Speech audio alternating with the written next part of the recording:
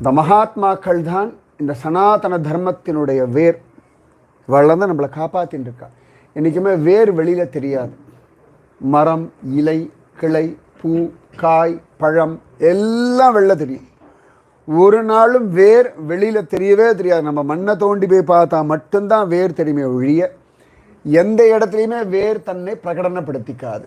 இந்த சனாதன தர்மத்தினுடைய பெரிய பலமே மகாத்மாக்கள்ன்ற வேர் இந்த மரத்தை தாங்கின்னு இருக்கு. நிகம கல்பத்தரோர் கலிதம் அப்படின்றோம் இல்லையா, அந்த வேதம்ன்ற மரத்தை தாங்கின்னு இருக்கிற வேர் மகாத்மாக்கள் தான். அவள்லாம் அப்படியே ஹிருதயத்துக்குள்ள எப்பொழுதுமே பகவத் அனுபவம் அனுபவிக்கிறவர்கள்.